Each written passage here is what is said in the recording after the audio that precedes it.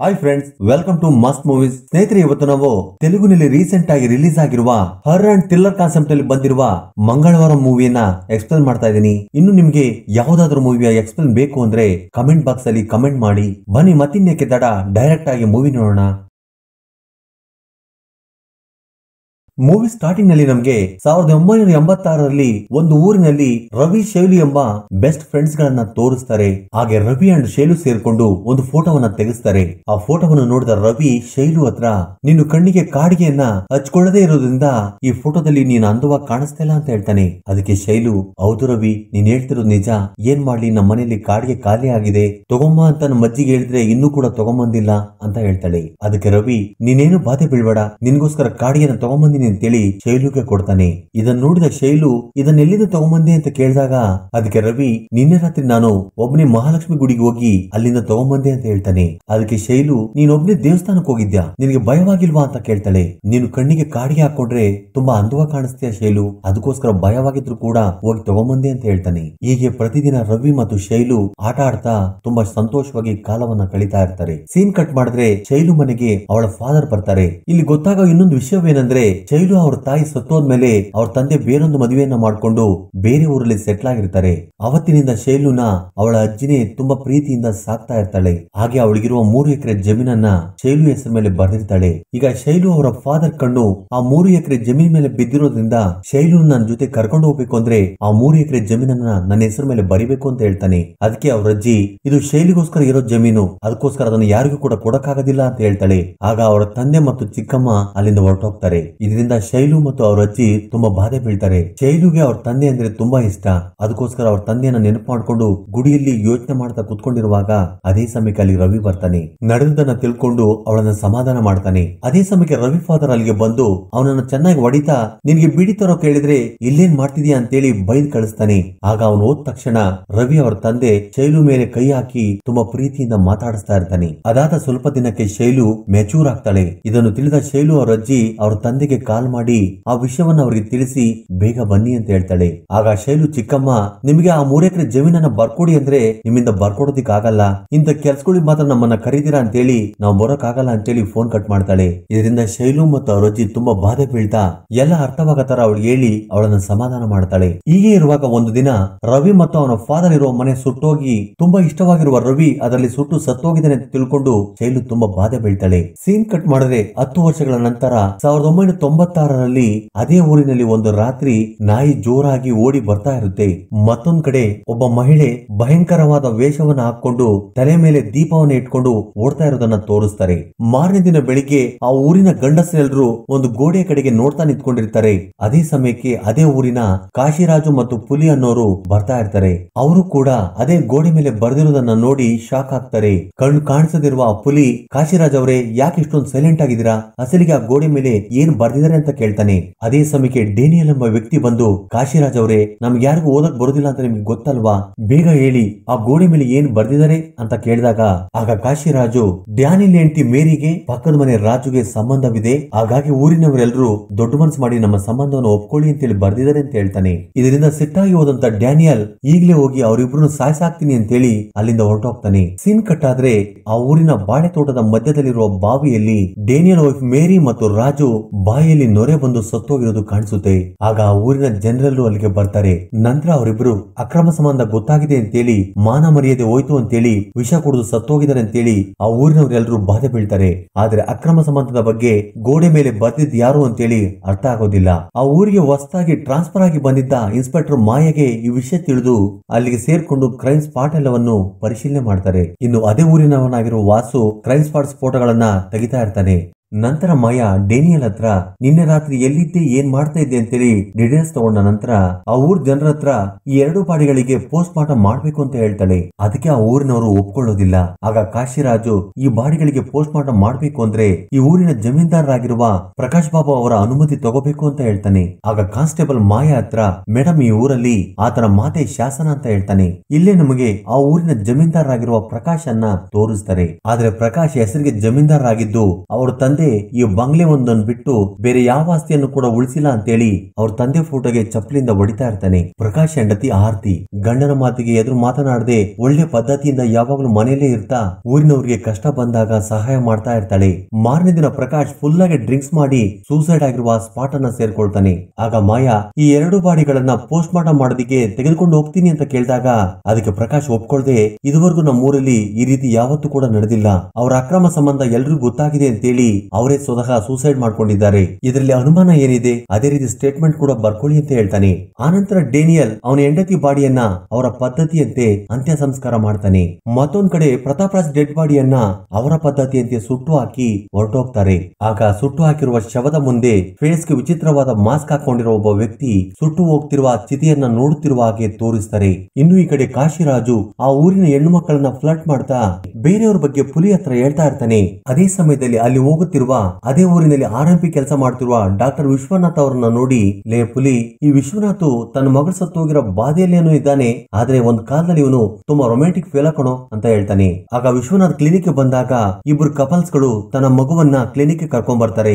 2 ದಿನಗಳಿಂದ ಈ ಮಗು ಆರೋಗ್ಯ ಸರಿ ಇಲ್ಲ ಅಂತ ಅವ್ರು ಹೇಳಿದಾಗ ಆ ಮಗುವನ್ನು ಚೆಕ್ ಮಾಡಿದ ವಿಶ್ವನಾಥ್ ಆ ಮಗುಗೆ ಕಾಲರ್ ಇದೆ, ಅದಕ್ಕೆ ಬೇಕಾದ ಟ್ರೀಟ್ಮೆಂಟ್ ಈ ಊರಲ್ಲಿ ಸಿಗೋದಿಲ್ಲ, ಅದಕ್ಕೋಸ್ಕರ ಆ ಮಗುನ ಸಿಟಿಗೆ ಕರ್ಕೊಂಡೋಗಿ ಅಂತೇಳಿ ಅವನ ಹತ್ರ ಇದ್ದ ಸ್ವಲ್ಪ ದುಡ್ಡನ್ನು ಕೂಡ ಕೊಟ್ಟು ಕಳಿಸ್ತಾನೆ. ಸೀನ್ ಕಟ್ ಮಾಡಿದ್ರೆ ಅದೇ ಊರಿನವನಾದ ನಾನಿ ಅದೇ ಊರಿನವನಾದ ಗುರ್ಜಿ ಅವರ ತಂಗಿಯನ್ನ ಲವ್ ಮಾಡ್ತಾ ಇರ್ತಾನೆ. ಇಬ್ಬರಿಗೂ ಒಬ್ಬರನ್ನ ಒಬ್ಬರು ಕಂಡ್ರೆ ತುಂಬಾ ಪ್ರೀತಿ ಇರುತ್ತೆ. ನಾನಿ ಫೋಟೋಗ್ರಾಫರ್ ಆಗಿರೋ ವಾಸುಗೆ ಬೆಸ್ಟ್ ಫ್ರೆಂಡ್. ನೆಕ್ಸ್ಟ್ ಸೀನ್ ಅಲ್ಲಿ ಮಾರ್ನಿಂಗ್ ಬೆಳಿಗ್ಗೆ ಆ ಊರಿನ ಪೂಜಾರಿ ಜಮೀನ್ದಾರ್ ಪ್ರಕಾಶ್ ಅವ್ರ ಮನೆಗೆ ಬಂದು ಮಹಾಲಕ್ಷ್ಮಿ ಜಾತ್ರೆ ನಡೆಸೋದಕ್ಕೋಸ್ಕರ ನಿಮಗೆ ಇಷ್ಟವಾಗಿರುವಷ್ಟು ಚಂದ ಕೊಡಿ ಅಂತ ಕೇಳಿದಾಗ ಅದಕ್ಕೆ ಪ್ರಕಾಶ್, ಅಸಲಿಗೆ ನನ್ಗೆ ದೇವ್ರ ಮೇಲೆ ನಂಬಿಕೆನೇ ಇಲ್ಲ, ಇನ್ನು ನಾನೇಕೆ ನಿನ್ಗೆ ಚಂದ ಕೊಡ್ಲಿ ಅಂತೇಳಿ ಆ ಪೂಜಾರಿಯನ್ನ ಬೈತಾನೆ. ಆದ್ರೆ ಇದನ್ನೆಲ್ಲ ನೋಡಿದ ಪ್ರಕಾಶ್ ಹೆಂಡತಿ ಆರ್ತಿ ಮಾತ್ರ ಪೂಜಾರಿಯನ್ನ ಒಳಗಡೆ ಕರೆದು ಜಾತ್ರೆಗೋಸ್ಕರ ದುಡ್ಡನ್ನ ಕೊಡ್ತಾಳೆ. ಆಗ ಪೂಜಾರಿ, ಅಮ್ಮ, ಮಹಾಲಕ್ಷ್ಮಿ ಜಾತ್ರೆ ಸೋಮವಾರ ಸಾಯಂಕಾಲ ಶುರುವಾಗಿ ಮಂಗಳವಾರ ಸಾಯಂಕಾಲ ಮುಗಿಯುತ್ತೆ ಅಂತ ಹೇಳಿ ಅಲ್ಲಿಂದ ಹೊರಟೋಗ್ತಾನೆ. ಆಗ ಊರಲ್ಲಿ ಸೋಮವಾರ ಸಾಯಂಕಾಲ ಮಹಾಲಕ್ಷ್ಮಿ ಜಾತ್ರೆ ಶುರುವಾಗುತ್ತೆ. ಎಲ್ಲರೂ ಹಾಡುಗಳನ್ನ ಹೇಳುತ್ತಾ ಡ್ಯಾನ್ಸ್ ಗಳನ್ನ ಮಾಡುತ್ತಾ ಅಮ್ಮಗೆ ಪೂಜೆ ಮಾಡ್ತಿರುವಾಗ ಮತ್ತೊಂದ್ ಕಡೆ ಊರಿಂದಾಚೆ ಸೇಮ್ ಮಾಸ್ಕ್ ವ್ಯಕ್ತಿ ಕೈಯಲ್ಲಿ ತ್ರಿಶೂಲ ಇಟ್ಕೊಂಡು ಡ್ಯಾನ್ಸ್ ಮಾಡ್ತಾ ಇರ್ತಾನೆ. ಅದೇ ರೀತಿ ಊರಿನ ಜಾತ್ರೆ ಮುಗಿದ ನಂತರ ಅದೇ ಮಹಿಳೆ ತಲೆಯ ಮೇಲೆ ದೀಪದ ಕುಂಡವನ್ನು ಇಟ್ಕೊಂಡು ಓಡೋಗ್ತಿರೋದನ್ನ ತೋರಿಸ್ತಾರೆ. ಇನ್ನು ಮಾರನೇ ದಿನ ಬೆಳಿಗ್ಗೆ ಹಾಲ್ ಮಾರ್ತಿರುವಂತ ವ್ಯಕ್ತಿ ಹಾಲ್ ಮಾರೋದಕ್ಕಂತ ಹೋಗ್ತಿದ್ರೆ ಒಂದು ಗೋಡೆಯ ಮೇಲಿರೋ ಬರಹವನ್ನು ನೋಡಿ ಶಾಕ್ ಆಗಿ ಗಟ್ಟಿಯಾಗಿ ಕೂಗ್ತಾನೆ. ಆಗ ತಕ್ಷಣ ಊರಿನವರೆಲ್ಲರೂ ಅಲ್ಲಿಗೆ ಸೇರ್ಕೊಂಡು ಆ ಗೋಡೆ ಮೇಲೆ ಬರೆದಿರೋದನ್ನ ನೋಡಿ ಅವ್ರು ಕೂಡ ಶಾಕ್ ಆಗಿ ಹೋಗ್ತಾರೆ. ಮತ್ತೆ ಆ ಗೋಡೆ ಮೇಲೆ ಮೆಲ್ಲು ಕೃಷ್ಣಗೆ ಮತ್ತು ನಾಗಮಣಿಗೆ ಸಂಬಂಧವಿದೆ, ದೊಡ್ಡ ಮನ್ಸ್ ಮಾಡಿ ಊರಿನವರೆಲ್ಲರೂ ಅರ್ಥ ಮಾಡ್ಕೋಬೇಕು ಅಂತೇಳಿ ಆ ಗೋಡೆ ಮೇಲೆ ಬರ್ದಿರುತ್ತೆ.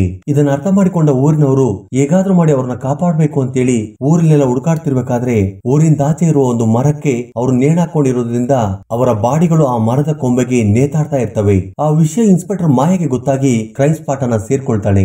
ಮಾಯಾ ಸತ್ತು ಹೋಗಿರೋ ಬಾಡಿಗಳನ್ನ ನೋಡಿ ಅಲ್ಲೇ ಇದ್ದ ಗುರ್ಜಾ ಹತ್ರ ಹೋಗಿ, ಈಗ ಸತ್ತು ಹೋಗಿರೋ ಇಬ್ರು ನಿನ್ನ ಫ್ರೆಂಡ್ಸೇ ತಾನೆ, ನನ್ಗೆ ಯಾಕೋ ನೆಕ್ಸ್ಟ್ ನೀನೆ ಅಂತ ಅನಿಸ್ತಿದೆ, ಯಾವ್ದಕ್ಕೂ ಹುಷಾರಾಗಿರು ಅಂತ ಹೇಳ್ತಾಳೆ. ಇನ್ನು ಮಾಯಾ ಅಲ್ಲೇ ಇದ್ದ ವಾಸುನ ನೋಡಿ, ನಿನಗೂ ಗುರ್ಜನ ಮಧ್ಯೆ ಜಗಳ ಆಗಿತ್ತಲ್ವಾ ಅಂತ ಕೇಳಿದಾಗ ಅದಕ್ಕೆ ವಾಸು, ಇಲ್ಲ ಮೇಡಮ್, ಅದೊಂದು ಚಿಕ್ಕ ಜಗಳ ಅಂತ ಹೇಳ್ತಾನೆ.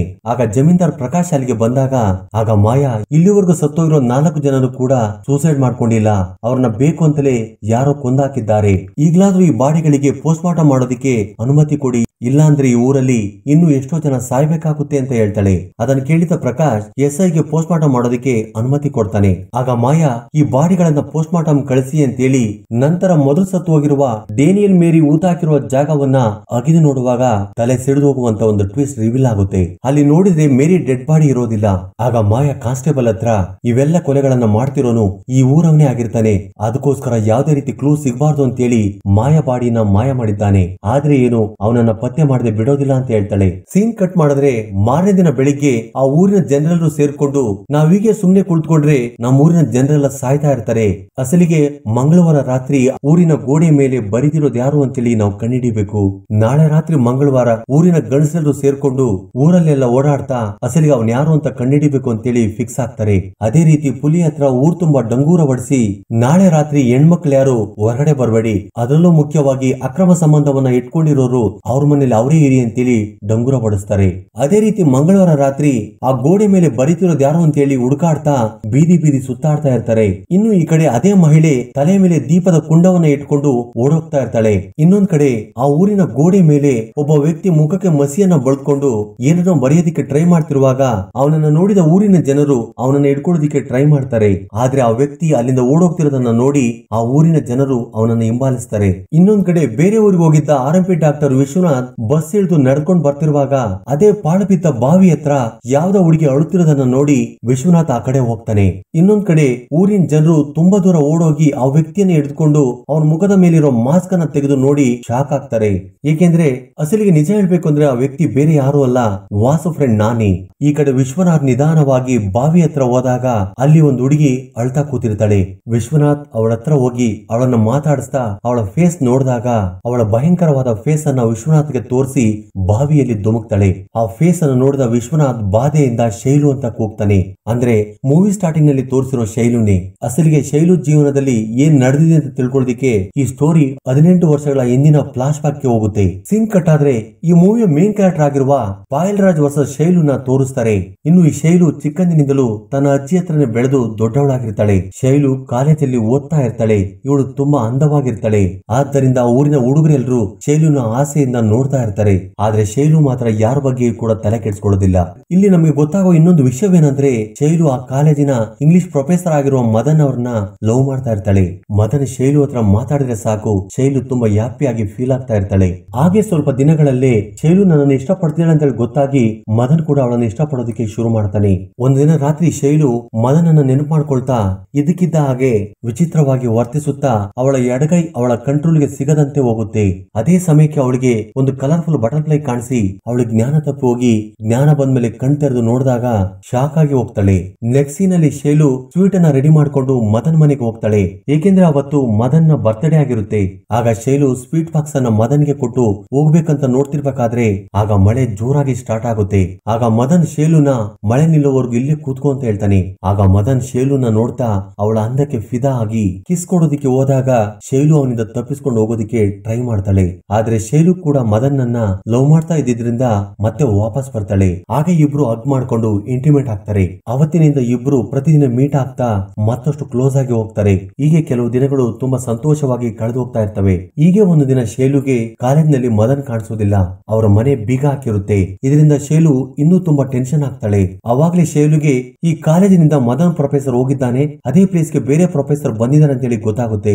ಆದ್ರೂ ಕೂಡ ಶೈಲು ಮದನ್ ಸ್ವಲ್ಪ ಡೇಸ್ ರಜಾ ಹಾಕಿ ಅವ್ರ ಊರಿಗೆ ಹೋಗಿರ್ಬೋದು ಅನ್ಕೊಳ್ತಾಳೆ. ಹೀಗೆ ತುಂಬಾ ದಿನಗಳು ಕಳೆದು ಹೋಗ್ತವೆ. ಶೈಲು ಯಾವಾಗ್ಲೂ ಮದನ್ ಬಗ್ಗೆ ಆಲೋಚನೆ ಮಾಡ್ತಾನೆ ಇರ್ತಾಳೆ. ಹೀಗೆ ಒಂದಿನ ಕಾಲೇಜ್ ಹೋದ ಶೈಲುಗೆ ಅವಳ ಮೈಂಡ್ ಬ್ಲಾಕ್ ಆಗುವಂತ ವಿಷಯ ಗೊತ್ತಾಗುತ್ತೆ. ಅದೇನು ಅಂದ್ರೆ ಮದನ್ ಬೇರೊಂದು ಹುಡುಗಿಯನ್ನ ಮದುವೆ ಆಗಿ ಕಾಲೇಜ್ಗೆ ಕರ್ಕೊಂಡ್ ಬಂದಿದ್ದಾನೆ ಅಂತ. ಅದನ್ನ ನೋಡಿದ್ಮೇಲೆ ಶೈಲುಗೆ ಅರ್ಥ ಆಗುತ್ತೆ ಮದನ್ ಕೇವಲ ನನ್ನನ್ನ ಫಿಸಿಕಲ್ ಆಗಿ ಬಳಸ್ಕೊಳ್ಳೋದಕ್ಕೋಸ್ಕರ ಪ್ರೀತಿಯನ್ನು ನಾಟಕ ಆಡಿದಾನೆ ಅಂತ. ಆಗ ಶೈಲು ಹೋಗಿ ಮದನ್ ಹತ್ರ ಅದೇ ವಿಷಯದ ಬಗ್ಗೆ ಡಿಸ್ಕಸ್ ಮಾಡಿದಾಗ ಹೌದು, ನಾನು ನಿನ್ನ ಅಂದಕ್ಕೆ ಫಿದಾ ಆಗಿ ನಿನ್ನನ್ನು ಯೂಸ್ ಮಾಡ್ಕೊಂಡು ಬಿಟ್ಟಾಕ್ದೆ.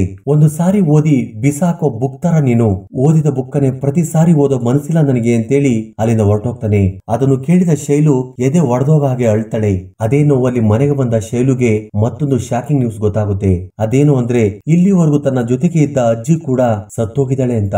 ಸೀನ್ ಕಟ್ ಮಾಡಿದ್ರೆ ಶೈಲು ಅವರ ತಂದೆ ಮತ್ತು ಅವರ ಚಿಕ್ಕಮ್ಮ ಅಲ್ಲಿಗೆ ಬಂದಾಗ ಆಗ ಊರಿನ ಜನರೆಲ್ಲರೂ ಶೈಲುಗೆ ಅಂತ ಇರೋದು ನೀವಿಬ್ರೇ, ಈಗ ಅವಳನ್ನ ನಿಮ್ ಜೊತೆ ಕರ್ಕೊಂಡೋಗಿ ಅಂತ ಹೇಳ್ತಾರೆ. ಅದಕ್ಕೆ ಅವ್ರ ಅಪ್ಪ ಅವ್ರ ಚಿಕ್ಕಮ್ಮ ಶೈಲು ಹೆಸರಿರೋ 3 ಎಕರೆ ಜಮೀನನ್ನ ನಮ್ಮ ಹೆಸರಿಗೆ ಬರೆದ್ರೆ ಅವಳನ್ನ ನಮ್ ಜೊತೆ ಕರ್ಕೊಂಡು ಹೋಗ್ತೀವಿ ಅಂತ ಹೇಳ್ತಾರೆ. ಅದನ್ನ ಕೇಳಿದ ಶೈಲುಗೆ ನಮ್ಮ ಅಪ್ಪನ್ಗೆ ನನ್ ಮೇಲಿನ ಪ್ರೀತಿಗಿಂತ ಜಮೀನಿನ ಮೇಲೆ ಜಾಸ್ತಿ ಪ್ರೀತಿ ಇದೆ ಅಂತ ಹೇಳಿ ಆ ಜಮೀನಿನ ಪೇಪರ್ ಅನ್ನ ಅವ್ರ ತಂದೆ ಮುಖದ ಮೇಲೆ ಎಸ್ತು ಇಲ್ಲಿಂದ ಹೊರಟೋಗಿ ಅಂತ ಹೇಳ್ತಾಳೆ. ಅವರು ಕೂಡ ಅಲ್ಲಿಂದ ಆ ಪೇಪರ್ ಅನ್ನ ತಗೊಂಡು ಅಲ್ಲಿಂದ ಹೊರಟೋಗ್ತಾರೆ. ಅಂದಿನಿಂದ ಶೈಲು ಅವಳಿಗೆ ಯಾರು ಇಲ್ಲದೆ ಇರೋ ಕಾರಣ ಮನೆಯಲ್ಲಿ ಒಬ್ಳೆ ಕೂತ್ಕೊಂಡು ತುಂಬಾ ಬಾಧೆ ಬೀಳ್ತಾ ಮದನ್ ಅನ್ನ ನೆನಪು ಮಾಡ್ಕೊಳ್ತಾ ಇರ್ತಾಳೆ. ಒಂದಿನ ಶೈಲು ಊರಿಂದ ಆಚೆ ಒಂದು ಹೊಲದಲ್ಲಿ ಒಬ್ಳೆ ಕುಳಿತುಕೊಂಡಿರುವಾಗ ಅದೇ ಸಮಯಕ್ಕೆ ಶೈಲು ಮೇಲೆ ತುಂಬಾ ದಿನಗಳಿಂದ ಆಸೆ ಇಟ್ಕೊಂಡಿದ್ದಂತ ಕೃಷ್ಣ ಅಲ್ಲಿಗೆ ಬರ್ತಾನೆ. ಶೈಲುಗೆ ಅವನು ಕೂಡ ಮದನ್ನಾಗೆ ಕಾಣಿಸ್ತಾನೆ. ಅದಕ್ಕೆ ಕೃಷ್ಣ ಅವಳನ್ನ ಹಗ್ ಮಾಡ್ಕೊಂಡ್ರು ಕೂಡ ಅವಳೇನು ಮಾತಾಡೋದಿಲ್ಲ. ಅವನು ಮದನ್ನೇ ಅನ್ಕೊಂಡು ಅವನ ಜೊತೆ ಇಂಟಿಮೇಟ್ ಆಗ್ತಾಳೆ. ಆವಾಗ್ಲೇ ಅವಳ ಎಡಗೈ ಕಂಟ್ರೋಲ್ ತಪ್ಪಿ ಹೋಗುತ್ತೆ. ಅವಳು ಮತ್ತಲ್ಲಿರುವಾಗ ಒಂದು ಕಲರ್ಫುಲ್ ಬಟರ್ಫ್ಲೈ ಕಾಣಿಸುತ್ತೆ. ನಂತರ ಶೈಲು ಕಣ್ಬಿಟ್ಟು ನೋಡಿದಾಗ ಅವಳು ಬೇರೊಬ್ಬ ಪುರುಷನೊಂದಿಗೆ ಮಲ್ಕೊಂಡಿರ್ತಾಳೆ. ಶೈಲು ಜೀವನವನ್ನು ನಡೆಸೋದಕ್ಕೆ ಕಾಲೇಜನ್ನ ಬಿಟ್ಟು ಒಂದು ಫ್ಯಾಕ್ಟರಿಯಲ್ಲಿ ಕೆಲಸಕ್ಕೆ ಸೇರ್ಕೊಳ್ತಾಳೆ. ಆ ಫ್ಯಾಕ್ಟರಿಯ ಓನರ್ ಕೂಡ ಶೈಲುನ ತುಂಬಾ ಸಾರಿ ಅನುಭವಿಸ್ತಾನೆ. ಒಂದು ಸಾರಿ ಶೈಲು ಬಸ್ ಅಲ್ಲಿ ಹೋಗ್ತಿರುವಾಗ ಒಬ್ಬ ವ್ಯಕ್ತಿ ಬೇಕು ಅಂತಲೇ ಶೈಲು ಪಕ್ಕದಲ್ಲಿ ಕುಳಿತುಕೊಂಡು ಅವಳನ್ನ ಟಚ್ ಮಾಡ್ತಾ ಇರ್ತಾನೆ. ಆ ಸಮಯದಲ್ಲಿ ಅವಳ ಕೈ ಕಂಟ್ರೋಲ್ ತಪ್ಪಿ ಹೋಗ್ತಿರೋದನ್ನ ನೋಡಿ ಅವಳ ಕೈ ಕಂಟ್ರೋಲ್ ತಪ್ಪಿ ಹೋಗ್ಬಾರ್ದು ಅಂತೇಳಿ ಅವಳ ಕೈಗೆ ರಬ್ಬರ್ ಬ್ಯಾಂಡ್ ಅನ್ನ ಹಾಕೊಂಡು ಗಾಯ ಮಾಡ್ಕೊಳ್ತಾಳೆ. ಆದ್ರೆ ಶೈಲು ಕಂಟ್ರೋಲ್ ತಪ್ಪಿ ಹೋದ ಪ್ರತಿ ಸಾರಿಯೂ ಕೂಡ ಬೇರೊಬ್ಬ ಪುರುಷನೊಂದಿಗೆ ಇಂಟಿಮೇಟ್ ಆಗ್ತಾ ಇರ್ತಾಳೆ. ನೆಕ್ಸ್ಟ್ ನಲ್ಲಿ ಶೈಲು ಫ್ಯಾಕ್ಟರಿಗೆ ಹೋದಾಗ ಫ್ಯಾಕ್ಟರಿ ಒಂದು ತನ್ನ ಫ್ರೆಂಡ್ಸ್ ಗಳನ್ನ ಇಬ್ಬರನ್ನ ಕರ್ಕೊಂಡ್ಬಂದು ಶೈಲುಗೆ ಇವ್ರ ಜೊತೆನೂ ಕೂಡ ಎಂಜಾಯ್ ಮಾಡಿ ಅವ್ರಿಗೆ ಸಂತೋಷವನ್ನ ನೀಡು ಅಂತ ಹೇಳ್ತಾನೆ. ಅದಕ್ಕೆ ಶೈಲು ಒಪ್ಕೊಳ್ದೇ ಇದ್ದಿದ್ರಿಂದ ಆ ಫ್ಯಾಕ್ಟರಿ ಓನರ್ ಶೈಲುನ ತುಂಬಾ ಹೊಡಿತಾ ಶೈಲು ದುಡ್ಡು ಕಳ್ತನ ಮಾಡಿದಾಳೆ ಅಂತ ಅಲ್ಲಿದ್ದವ್ರು ಎಲ್ರಿಗೂ ಹೇಳಿ ಅವಳನ್ನ ಕೆಲಸದಿಂದ ಕಿತ್ತಾಕ್ತಾನೆ. ಆಗ ಶೈಲು ಬಾಧೆಯಿಂದ ಸತ್ತೋಗ್ಬೇಕು ಅಂತ ಹೋಗ್ತಾಳೆ. ಆದ್ರೆ ಧೈರ್ಯ ಸಾಲದೆ ಮತ್ತೆ ಹಿಂತಿರುಗಿ ಮನೆಗೆ ಬರ್ತಾಳೆ. ಅದೇ ರಾತ್ರಿ ಶೈಲು ನೋಡೋದಕ್ಕೆ ಕೃಷ್ಣ ಮನೆಗೆ ಬಂದಾಗ ಒಂದು ಬೆಲ್ಟ್ ಅನ್ನ ತಗೊಂಡು ನನ್ನನ್ನು ಹೊಡಿ ಅಂತ ಹೇಳ್ತಾಳೆ. ಅದಕ್ಕೆ ಕೃಷ್ಣ ಬೆಲ್ಟ್ ನಿಂದ ಶೈಲುನ ಹೊಡಿತಾ ಇರ್ತಾನೆ. ಅದಾದ ಸ್ವಲ್ಪ ಹೊತ್ತಿಗೆ ಶೈಲು ಕೆಳಗಡೆ ಬಿದ್ದು ಅಳ್ತಾ ಇರ್ತಾಳೆ. ಆಗ ಕೃಷ್ಣ ಶೈಲುನ ಮುಟ್ಟೋದಿಕ್ ಹೋದಾಗ ಜೋರಾಗಿ ಕಿರಿಸ್ತಾ ಅವನನ್ನ ಆಚೆಗೆ ಹೋಗು ಅಂತ ಹೇಳ್ತಾಳೆ. ಆದ್ರೆ ಶೈಲು ಮಾತ್ರ ಈ ರೀತಿ ಯಾಕೆ ಬೇವ್ ಮಾಡ್ತಾಳೆ ಅಂತ ಗೊತ್ತಿಲ್ಲ. ಅವತ್ತಿನಿಂದ ಶೈಲು ಎಲ್ಲಿಗೆ ಹೋಗ್ತಾಳೋ ಏನ್ ಮಾಡ್ತಾಳೋ ಅಂತ ಅರ್ಥ ಆಗೋದಿಲ್ಲ. ತನ್ನ ಎಡಗೈ ಕಂಟ್ರೋಲ್ ತಪ್ಪಿ ಹೋದಾಗ ಅವಳಿಗೆ ಜ್ಞಾನ ತಪ್ಪಿ ಮತ್ತೆ ಎಚ್ಚರವಾದಾಗ ಬೇರೊಬ್ಬ ಪುರುಷನೊಂದಿಗೆ ಮಲ್ಕೊಂಡಿರ್ತಾಳೆ. ಆಗ ಆ ಪರಿಸ್ಥಿತಿಯಲ್ಲಿ ಶೈಲುನ ಊರಿನ ಜನರೆಲ್ಲರೂ ನೋಡಿ ಶೈಲು ಈ ಊರಲ್ಲಿದ್ರೆ ಈ ಊರಿನ ಗಂಡಸರೆಲ್ಲರನ್ನು ಹಾಳು ಮಾಡ್ತಾಳೆ, ಮೊದಲು ಇವಳನ್ನ ಈ ಊರಿಂದ ಆಚೆ ಹಾಕ್ಬೇಕು ಅಂತೇಳಿ ಆ ಊರಿನ ಜಮೀನ್ದಾರ್ ಪ್ರಕಾಶ್ ಹತ್ರ ಶೈಲು ಬಗ್ಗೆ ಎಲ್ಲಾ ಹೇಳ್ತಾರೆ. ಅದನ್ನೆಲ್ಲ ಕೇಳಿದ ಪ್ರಕಾಶ್ ಶೈಲು ನನ್ನ ಹತ್ರ ಕರ್ಕೊಂಬನ್ನಿ ಅಂತ ಹೇಳ್ತಾನೆ. ಇದು ಹೀಗೆ ಇರುವಾಗ ಮತ್ತೊಂದ್ ಕಡೆ ಶೈಲು ಹೊಸ ಸೀರೆಯನ್ನು ಹಾಕೊಂಡು ಎಲ್ಲಿಗೆ ಹೋಗೋದಿಕ್ಕೆ ರೆಡಿ ಆಗ್ತಾ ಇರ್ತಾಳೆ. ಆಗ ಊರಿನವರೆಲ್ಲರೂ ಅಲ್ಲಿಗೆ ಬಂದು ಅವಳನ್ನ ಬಲವಂತವಾಗಿ ಜಮೀನ್ದಾರ್ ಪ್ರಕಾಶ್ ಹತ್ರ ಎಳ್ಕೊಂಡ್ ಬರ್ತಾರೆ. ಆಗ ಪ್ರಕಾಶ್ ಊರಿನವ್ರು ಹೇಳ್ತಿರೋದು ನಿಜಾನ, ಅಸಲಿಗೆ ಯಾಕೆ ಈ ರೀತಿ ಮಾಡ್ತಾ ಇದೀಯ ಅಂತ ಕೇಳಿದಾಗ ಆಗ ಶೈಲು ಯಾವುದೇ ರೀತಿ ಉತ್ತರ ಕೊಡದೆ ಮೌನವಾಗಿದ್ದಕ್ಕೆ ಇವಳನ್ನ ಊರಿಂದ ಆಚೆ ಹಾಕಿ ಅಂತ ಹೇಳ್ತಾನೆ. ಆಗ ಊರಿನವರು ಶೈಲುನ ಕಲ್ಲಿನಿಂದ ಹೊಡಿತಾ ಊರಿಂದ ಆಚೆ ಹಾಕ್ತಾರೆ. ಆಗ ಶೈಲು ಮೈಗೆಲ್ಲ ತುಂಬಾ ಗಾಯಗಳಾಗ್ತವೆ. ಅಳ್ತಾ ಹಾಗೆ ಹೋಗ್ತಾ ಇರ್ತಾಳೆ. ಸೀನ್ ಕಟ್ ಆದ್ರೆ ಮಾರನೇ ದಿನ ಬೆಳಿಗ್ಗೆ ಶೈಲು ಬಾಡಿ ಒಂದು ಬಾವಿ ಹತ್ರ ಇದೆ ಅಂತೇಳಿ ಗೊತ್ತಾಗಿ ಊರಿನವರೆಲ್ಲರೂ ಸೇರ್ಕೊಂಡು ತನ್ನ ಬಗ್ಗೆ ಊರವರಿಗೆ ಗೊತ್ತಾಗಿದೆ ಅಂತೇಳಿ ಅವಳೇ ಸೂಸೈಡ್ ಮಾಡ್ಕೊಂಡಿದ್ದಾಳೆ ಅನ್ಕೋತಾರೆ. ನೆಕ್ಸ್ಟ್ ಸೀನ್ ಅಲ್ಲಿ ಮೂವಿ ಪ್ರೆಸೆಂಟ್ ಗೆ ಬಂದ್ರೆ ಮಾಯಾ ನಾನಿಯನ್ನ ಪೊಲೀಸ್ ಸ್ಟೇಷನ್ ಗೆ ಕರ್ಕೊಂಡು ಹೋಗಿ ಎನ್ಕ್ವೈರಿ ಮಾಡಿದಾಗ, ಮೇಡಮ್ ನಾನು ಯಾರನ್ನೂ ಕೂಡ ಸಾಯಿಸಿಲ್ಲ, ನಾನು ಗುರ್ಜಿ ಅವ್ರ ತಂಗಿ ಪ್ರೀತಿ ಮಾಡ್ತಾ ಇದ್ವಿ, ಅವಳ ಅಣ್ಣಗೆ ನಾನು ಅಂದ್ರೆ ಇಷ್ಟ ಇಲ್ಲ, ಅದಕ್ಕೋಸ್ಕರ ಅವ್ರ ತಂಗಿ ಹೆಸರು ನನ್ನ ಹೆಸರು ಗೋಡೆ ಮೇಲೆ ಬರ್ದ್ರೆ ನಮ್ಮಿಬ್ಬರಿಗೂ ಮದುವೆ ಮಾಡ್ತಾರೆ ಅಂತೇಳಿ ಆ ರಾತ್ರಿ ಅಲ್ಲಿ ಓದಿ ಅಂತ ಹೇಳ್ತಾನೆ. ಅವಾಗಲೇ ಪೋಸ್ಟ್ ಮಾರ್ಟಮ್ ರಿಪೋರ್ಟ್ ಬಂದ ಮಾಯಾಗೆ ಆ ಕೊಲೆಗಳನ್ನ ನಾಣಿ ಮಾಡಿಲ್ಲ ಅಂತೇಳಿ ಅರ್ಥವಾಗುತ್ತೆ. ನೆಕ್ಸ್ಟ್ ಸೀನ್ ಅಲ್ಲಿ ಒಂದು ಮನೆಯಿಂದ ಯಾರೋ ಜೋರಾಗಿ ಕಿರುಚಿದ ಶಬ್ದ ಕೇಳಿಸುತ್ತೆ.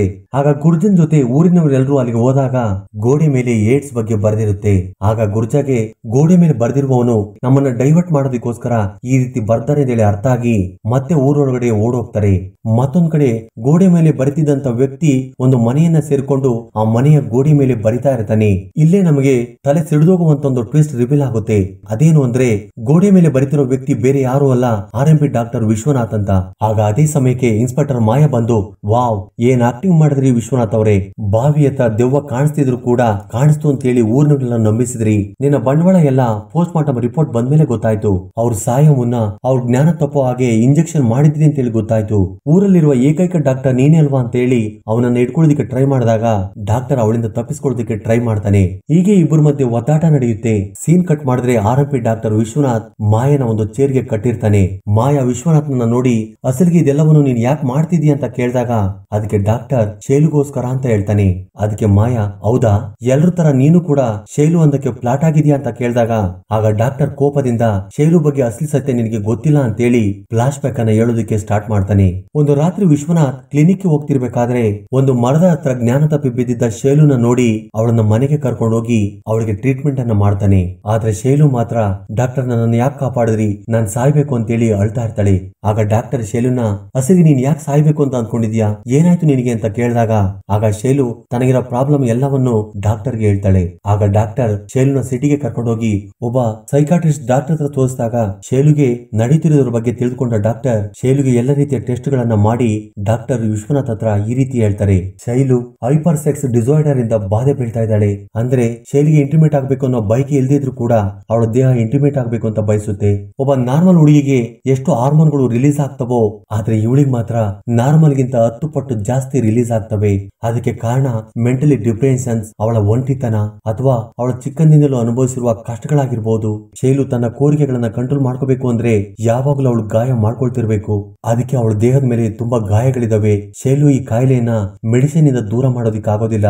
ಅವಳಿಗೆ ಇಷ್ಟವಾಗಿರುವವರು ಅವಳ ಪಕ್ಕದಲ್ಲೇ ಇರ್ತಾ ಅವಳನ್ನ ಪ್ರೀತಿಯಿಂದ ನೋಡ್ಕೊಳ್ತಿದ್ರೆ ಅವಳಿಗೆ ಗುಣ ಆಗುತ್ತೆ ಅಂತ ಹೇಳ್ತಾರೆ. ಆ ವಿಷಯವನ್ನು ತಿಳಿದ ವಿಶ್ವನಾಥ್ ಶೈಲುನ ತನ್ನ ಮನೆಗೆ ಕರ್ಕೊಂಡ್ಬಂದು ತನ್ನ ಸ್ವಂತ ಮಗಳ ಹಾಗೆ ಪ್ರೀತಿಯಿಂದ ನೋಡ್ಕೊಳ್ತಾ ಇರ್ತಾನೆ. ಹೀಗೆ ಶೈಲು ನಾರ್ಮಲ್ ಆಗ್ತಿರುವಾಗ ಅವಳ ಜೀವನಕ್ಕೆ ಒಬ್ಬ ವ್ಯಕ್ತಿ ಬಂದ ಅಂತೇಳಿ ವಿಶ್ವನಾಥ್ ಮಾಯಿಗೆ ಹೇಳ್ತಾನೆ. ಇನ್ನೊಂದ್ ಕಡೆ ಒಂಟಿಯಾಗಿ ಹೋಗ್ತಿದ್ದ ವಾಸು ಮೇಲೆ ಆ ಮಾಸ್ಕ್ ವ್ಯಕ್ತಿ ಅಟ್ಯಾಕ್ ಮಾಡ್ತಾನೆ. ಆಗ ಇಬ್ರು ಮಧ್ಯೆ ತುಂಬಾ ಸಮಯ ಫೈಟ್ ನಡೆಯುತ್ತೆ. ಆಗ ವಾಸು ಆ ಮಾಸ್ಕ್ ವ್ಯಕ್ತಿಯ ಹೊಟ್ಟೆಗೆ ಕತ್ತಿಯಿಂದ ಚುಸ್ತಾನೆ. ಅದಾದ ಸ್ವಲ್ಪ ಸಮಯಕ್ಕೆ ಆ ಮಾಸ್ಕ್ ವ್ಯಕ್ತಿ ತುಂಬಾ ಕಷ್ಟಪಟ್ಟು ತನ್ನ ಹತ್ರ ಇದ್ದ ತ್ರಿಶೂಲದಿಂದ ವಾಸಿಗೆ ಚುಚ್ಚಿ ಸಾಯಿಸ್ತಾನೆ. ಸಾಯಿಸ್ತಾನೆ. ಮತ್ತೊಂದ್ ಕಡೆ ವಿಶ್ವನಾಥ್ ಮಾಯಾ ಹತ್ರ ಮುಖಕ್ಕೆ ಮಾಸ್ಕ್ ಹಾಕೊಂಡಿರೋ ಒಬ್ಬ ವ್ಯಕ್ತಿ ಪ್ರತಿದಿನ ಶೈಲುನ ದೂರದಿಂದ ಗಮನಿಸ್ತಾ ಇದ್ದ. ಅದಕ್ಕೋಸ್ಕರ ನಾನು ಒಂದಿನ ಅವನನ್ನ ಶೈಲು ಮುಂದೆ ಕರ್ಕೊಂಡ್ಬಂದೆ. ಶೈಲು ಅವನನ್ನ ನೋಡಿ ತುಂಬಾ ಹ್ಯಾಪಿಯಾಗಿ ಫೀಲ್ ಆಗ್ತಾಳೆ ಅಂತ ಹೇಳ್ತಾನೆ. ಇಲ್ಲಿ ಇನ್ನೊಂದು ಖತರ್ನಾಕ್ ಟ್ವಿಸ್ಟ್ ರಿವೀಲ್ ಆಗುತ್ತೆ. ಅದೇನು ಅಂದ್ರೆ ಆ ಮಾಸ್ಕ್ ಹಾಕೊಂಡಿರೋ ವ್ಯಕ್ತಿ ಬೇರೆ ಯಾರು ಅಲ್ಲ, ಚಿಕ್ಕ ವಯಸ್ಸಿನಲ್ಲಿ ಬೆಂಕಿಯಲ್ಲಿ ಸುಟ್ಟು ಸತ್ತೋಗಿದ್ದಾನೆ ಅಂತ ಅಂದ್ಕೊಂಡಿರೋ ಅವಳ ಬೆಸ್ಟ್ ಫ್ರೆಂಡ್ ರವಿ. ಆಗ ಶೈಲು ಅವನನ್ನ ಗಟ್ಟಿಯಾಗಿ ಹಗ್ ಮಾಡ್ಕೊಂಡು ಇನ್ನು ಮುಂದೆ ಯಾವತ್ತೂ ಕೂಡ ನನ್ನನ್ನ ಬಿಟ್ಟೋಗ್ಬೇಡ ಅಂತೇಳಿ ಅಳ್ತಾಳೆ. ಇಲ್ಲಿ ನಮಗೆ ಒಂದು ಚಿಕ್ಕ ಫ್ಲಾಶ್ ಬ್ಯಾಕ್ ಅನ್ನ ತೋರಿಸ್ತಾರೆ. ಒಂದು ದಿನ ಶೈಲು ರವಿಗೋಸ್ಕರ ಅವನ ಮನೆಗೆ ಹೋದಾಗ ರವಿ ಆಚೆಗೆ ಹೋಗಿರ್ತಾನೆ. ಮನೇಲಿದ್ದ ಅವರ ತಂದೆ ಶೈಲು ಜೊತೆ ತಪ್ಪಾಗಿ ಕಾಮದಿಂದ ನಡ್ಕೊಂಡಾಗ ಅದೇ ಸಮಯಕ್ಕೆ ರವಿ ಅಲ್ಲಿಗೆ ಬರ್ತಾನೆ. ಆಗ ಶೈಲು ಅಳ್ತಾ ಅಲ್ಲಿಂದ ಓಡೋದಾಗ ಈ ವಿಷಯವನ್ನು ಅರ್ಥ ಮಾಡ್ಕೊಂಡ ರವಿ ಆ ರಾತ್ರಿ ತನ್ನ ತಂದೆಯನ್ನ ಸುಟ್ಟಾಕಿ ಆ ಮನೆಗೆ ಬೆಂಕಿ ಇಕ್ಕಿ ಅಲ್ಲಿಂದ ಓಡೋಗಿರ್ತಾನೆ. ಆದ್ರೆ ಊರಿನವರು ತಂದೆ ಮಗ ಇಬ್ರು ಆ ಬೆಂಕಿಯಲ್ಲಿ ಸತ್ತೋಗಿದ್ದಾರೆ ಅಂದ್ಕೊಂಡಿರ್ತಾರೆ. ಆ ರೀತಿ ರವಿ ನಡೆದನ್ನ ಹೇಳಿ, ಅವತ್ತಿನಿಂದ ನಿನ್ನ ದೂರದಿಂದನೇ ಪ್ರತಿಕ್ಷಣ ನೋಡ್ತಾ ನಿನ್ನ ಫಾಲೋ ಮಾಡ್ತಾ ಇರ್ತಾ ಇದ್ದೆ. ನನ್ನ ತಂದೆ ಮಾಡಿದ ತಪ್ಪು ನೆನಪಾಗಿ ನಿನಗೆ ಮುಖ ತೋರ್ಸಕ್ಕಾಗದೆ ನಿನ್ನ ದೂರದಿಂದಲೇ ನೋಡ್ತಾ ಇದ್ದೆ. ಈಗ ನಿನ್ನ ಬಿಟ್ಟಿರಕ್ಕಾಗದೆ ನಿನ್ನ ಹತ್ರ ಬಂದಿದ್ದೀನಿ, ನಾವಿಬ್ರು ಮದುವೆ ಮಾಡ್ಕೊಳ್ಳೋಣ ಅಂತ ಹೇಳಿದಾಗ, ಬೇಡ ರವಿ, ನಾನೀಗ ಅಪವಿತ್ರವಾಗಿದ್ದೀನಿ ಅಂತ ಹೇಳ್ತಾಳೆ. ಅದಕ್ಕೆ ರವಿ, ಅಪವಿತ್ರವಾಗಿರೋದು ನಿನ್ನ ದೇಹ, ನಿನ್ನ ಮನ್ಸಲ್ಲ ಅಂತ ಹೇಳಿ ಮದುವೆ ಮಾಡ್ಕೊಳ್ಳೋಣ ಅಂತ ಹೇಳ್ತಾನೆ. ಆಗ ಡಾಕ್ಟರ್, ನೀವಿಬ್ರು ಮದುವೆ ಮಾಡ್ಕೊಂಡು ಬೇರೆ ಊರಿಗೆ ಹೋಗಿ ಸುಖವಾಗಿ ಜೀವನ ಮಾಡ್ರಿ, ನಾಳೆನೇ ನಿಮ್ ಮದುವೆಗೆ ಏರ್ಪಾಟ್ ಮಾಡ್ತೀನಿ ಅಂತ ಹೇಳಿ ಡಾಕ್ಟರ್ ಮತ್ತು ರವಿ ಬೇರೆ ಊರಿಗೆ ಹೋಗಿ ವಾಪಸ್ ಬಂದು ಬಸ್ಸಿಂದ ಕೆಳಗಡೆ ಇಳಿತಾರೆ. ಅವಾಗ್ಲೇ ಶೈಲು ಸತ್ತೋಗಿದ್ದಾಳೆ ಅಂತೇಳಿ ಊರಿನ ಜನರೆಲ್ಲರೂ ಬಾವಿ ಹತ್ರ ಹೋದಾಗ ವಿಶ್ವನಾಥ್ ಮತ್ತು ರವಿ ಹೋಗಿ ಅವರು ಕೂಡ ತುಂಬಾ ಬಾಧೆ ಬೀಳ್ತಾರೆ. ಆಗ ಮಾಯಾ, ಶೈಲು ಆತ್ಮಹತ್ಯೆ ಮಾಡ್ಕೊಂಡು ಸತ್ತೋದ್ರೆ ನೀವೇಕೆ ಕೊಲೆಗಳನ್ನ ಮಾಡ್ತಾ ಇದೀರಿ ಅಂತ ಕೇಳ್ತಾಳೆ. ಆಗ ಡಾಕ್ಟರ್ ಅವಳ ತಲೆ ಕೆಡುವಂತ ಟ್ವಿಸ್ಟ್ ಅನ್ನ ರಿವೀಲ್ ಮಾಡ್ತಾನೆ. ಆಗ ಡಾಕ್ಟರ್, ಶೈಲು ಆತ್ಮಹತ್ಯೆ ಮಾಡ್ಕೊಂಡು ಸತ್ತೋಗಿಲ್ಲ, ಅವಳನ್ನ 6 ಜನ ಸೇರ್ಕೊಂಡು ಕೊಲೆ ಮಾಡಿದ್ದಾರೆ. ಆಲ್ರೆಡಿ ನಾನು 4 ಜನರನ್ನ ಕೊಂದಾಕಿದ್ದೀನಿ. ರವಿ ಇನ್ನೊಬ್ಬನನ್ನ ಇಷ್ಟೊತ್ತಿಗಾಗಲೇ ಸಾಯಿಸಿರ್ತಾನೆ, ನಾನು ಇನ್ನೊಬ್ಬನನ್ನ ಇನ್ನು ಸ್ವಲ್ಪ ಹೊತ್ತಲ್ಲಿ ಸಾಯಿಸ್ತೀನಿ ಅಂತ ಹೇಳ್ತಾನೆ. ಅದನ್ನು ಕೇಳಿದ ಮಾಯಾ, ಆ 6ನೇ ವ್ಯಕ್ತಿ ಯಾರು ಅಂತ ಕೇಳ್ತಾಳೆ. ಇನ್ನೊಂದ್ ಕಡೆ ಜಮೀನ್ದಾರ್ ಪ್ರಕಾಶ್ ಮನೆಗೆ ಬಂದ್ಮೇಲೆ ಅವನ ಹೆಂಡತಿ ಗೋಡೆ ಮೇಲೆ ಬರಿತಿರೋದು ಯಾರು ಅಂತ ಗೊತ್ತಾಯ್ತಾ ಅಂತ ಕೇಳ್ತಾಳೆ. ಆಗ ಪ್ರಕಾಶ್ ಅವನ ಹೆಂಡತಿಯ ಕುತ್ತಿಗೆಯನ್ನು ಹಿಡ್ಕೊಂಡು, ಮಾಡಿದ್ದೆಲ್ಲ ಮಾಡಿ ಈಗ ಏನು ಗೊತ್ತಿಲ್ದಿರೋದನ್ನ ನಾಟಕ ಮಾಡ್ತೀಯಾ, ಅಸಲಿಗೆ ನಡೆದಿದ್ದೇನು ಅಂತ ಹೇಳು ಅಂತ ಕೇಳ್ತಾನೆ. ಅದನ್ನ ಕೇಳಿದ ಆರ್ತಿ ಶಾಕ್ ಆಗಿ ನಡೆದನ್ನ ಹೇಳೋದಕ್ಕೆ ಸ್ಟಾರ್ಟ್ ಮಾಡ್ತಾಳೆ. ಇಲ್ಲೇ ಸ್ಟೋರಿ ಫ್ಲಾಶ್ ಬ್ಯಾಕ್ ಗೆ ಹೋಗುತ್ತೆ. ಆ 6ನೇ ವ್ಯಕ್ತಿ ಬೇರೆ ಯಾರು ಅಲ್ಲ, ಪ್ರಕಾಶ್ನ ಹೆಂಡತಿ ಆರ್ತಿ. ಒಂದಿನ ರಾತ್ರಿ ಶೈಲು ಮನೆಗೆ ನಡ್ಕೊಂಡು ಹೋಗ್ತಿರ್ಬೇಕಾದ್ರೆ ಅವಳನ್ನ ನೋಡಿದ ಕೆಲವು ಮಂದಿ ಅವಳನ್ನ ಅನುಭವಿಸ್ಬೇಕು ಅಂತೇಳಿ ಅವಳಿಂದ ಬೀಳ್ತಾರೆ. ಆಗ ಶೈಲು ಅವರಿಂದ ತಪ್ಪಿಸ್ಕೊಡೋದಕ್ಕೆ ಒಂದು ಪಾಳು ಬಿದ್ದ ಬಂಗ್ಲೆ ಹತ್ರ ಹೋದಾಗ ಆಗ ಶೈಲು ಅಲ್ಲಿ ಒಂದು ದೃಶ್ಯವನ್ನ ನೋಡ್ತಾಳೆ. ಅದೇನು ಅಂದ್ರೆ ಪ್ರಕಾಶ್ ಹೆಂಡತಿ ಆರ್ತಿ ಮತ್ತು ವಾಸು ಇಂಟಿಮೇಟ್ ಆಗ್ತಾ ಇರ್ತಾರೆ. ನಿಜ ಹೇಳ್ಬೇಕು ಅಂದ್ರೆ ಆರ್ತಿ ವಾಸು ಹತ್ರ ಅಫೇರ್ ಅಲ್ಲಿ ಇರ್ತಾಳೆ. ಅದನ್ನ ನೋಡಿದಂತ ಶೈಲು ಎದುರ್ಕೊಂಡು ಅಲ್ಲಿಂದ ಓಡೋಗ್ತಾಳೆ. ಆದ್ರೆ ಆ ಶಬ್ದವನ್ನು ಕೇಳಿದ ಆರ್ತಿ, ಶೈಲು ನಮ್ಮನ್ನ ನೋಡಿದ್ಲು ಅಂತೇಳಿ ಅರ್ಥವಾಗಿ, ಇದು ಊರಿನವರಿಗೆ ಗೊತ್ತಾದ್ರೆ ನನ್ನ ಮಾನ ಮರ್ಯಾದೆ ಹೋಗುತ್ತೆ, ಅಷ್ಟೇ ಅಲ್ಲದೆ ಇದು ನನ್ನ ಗಂಡನಿಗೆ ಗೊತ್ತಾದ್ರೆ ನನ್ನ ಕೊಂದಾಗ್ತೇನೆ ಅಂತೇಳಿ ಅದಕ್ಕೋಸ್ಕರ ಹೇಗಾದ್ರೂ ಮಾಡಿ ಶೈಲುನ ಕೊಲ್ಲಬೇಕು ಅಂತ ಫಿಕ್ಸ್ ಆಗಿ, ಆಗ ಆ ರಾತ್ರಿ ಆರ್ತಿ ತನ್ನ ಕೈಗೆಲ್ಲ ಕೆಲಸ ಮಾಡ್ತಿದ್ದ ಪ್ರತಾಪ್ ರಾಜು, ಮೇರಿ, ನಾಗಮಣಿ, ಮಿಲ್ಲಿ ಕೃಷ್ಣಗೆ ಹೇಳಿ ಪ್ಲಾನ್ ಪ್ರಕಾರ ಶೈಲುನ ಊರಿನಿಂದ ಆಚೆ ಹಾಕುವಂತೆ ಮಾಡಿ, ಆಗ 6 ಜನರು ಸೇರ್ಕೊಂಡು ಶೈಲುನ ದಾರುಣವಾಗಿ ಕೊಂದು ಆ ಬಾವಿ ಹತ್ರ ಹಾಕಿರ್ತಾರೆ. ಆಗ ಈ ವಿಷಯವನ್ನೆಲ್ಲ ತಿಳಿದ ಜಮೀನ್ದಾರರು ತನ್ನ ಹೆಂಡತಿಯನ್ನ ಆಚೆಗೆ ಎಳ್ಕೊಂಡ್ಬಂದು ಬೆಂಕಿ ಹಚ್ಚಿ ಸುಟ್ಟಾಕ್ತಾನೆ.